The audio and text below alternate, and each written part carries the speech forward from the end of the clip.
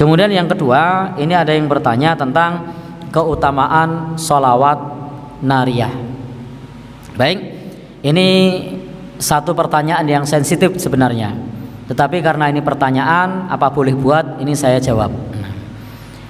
Bahwa sesungguhnya di dalam agama kita dianjurkan untuk mengucapkan sholawat kepada Nabi kita Shallallahu Alaihi Wasallam. Dan Nabi Shallallahu Alaihi Wasallam sudah mengajarkan kepada kita tentang sholawat tersebut.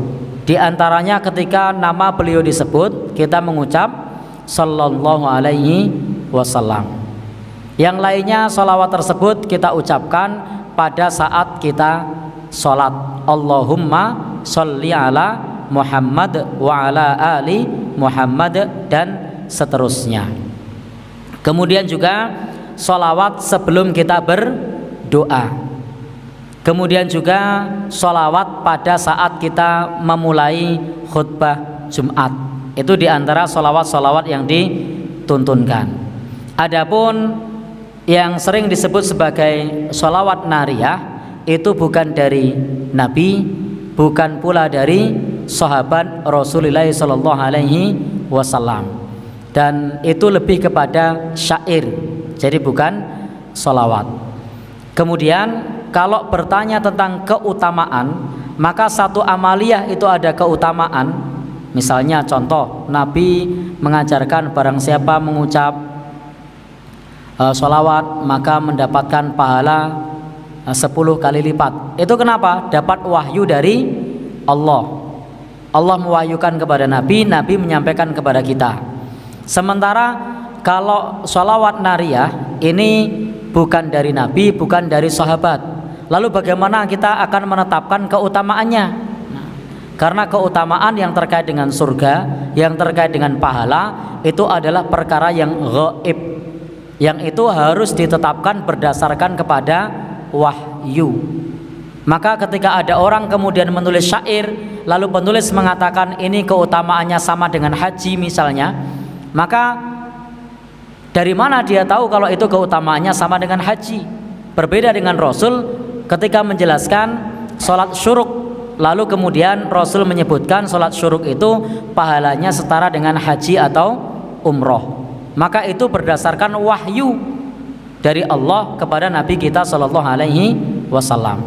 Lalu ada orang membuat syair, yang syairnya tersebut dinamai sholawat nariyah, kemudian menetapkan keutamaan. Maka keutamaan tersebut butuh dalil. Dari mana bisa menetapkan keutamaan sementara Allah tidak menetapkan dalam Al-Quran, sementara Rasul tidak menetapkan dalam hadisnya, sementara sahabat pun tidak mengetahui tentang keutamaan hal tersebut, kemudian menetapkan keutamaannya. Maka ketika kita berbicara tentang masalah perkara yang gaib terkait pahala, keutamaan, demikian pula surga, demikian pula neraka, maka itu butuh dalil. Tidak bisa kita kemudian menetapkan berdasarkan qila wa qala atau katanya. Jadi tidak bisa kita menetapkan keutamaan berdasarkan katanya. Kalau hadis umum tentang sholawat banyak. Contoh, Nabi menyebutkan barang siapa yang membaca sholawat sallallahu alaihi asyara, Allah akan bersolawat kepadanya 10 kali lipat. Barang siapa yang membaca sholawat, maka rufi'a lahu asyru darajat, akan diangkat baginya 10 derajat.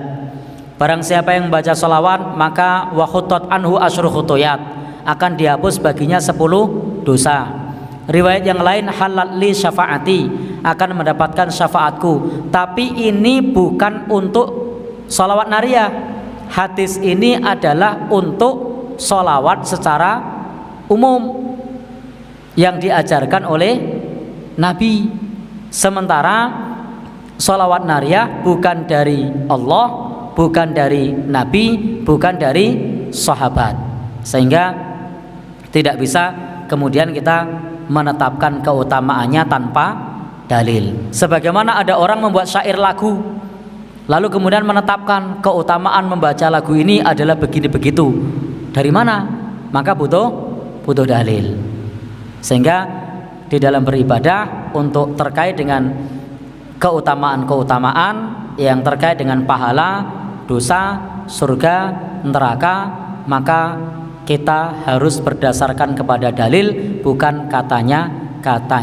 Wallahu alam bishawab.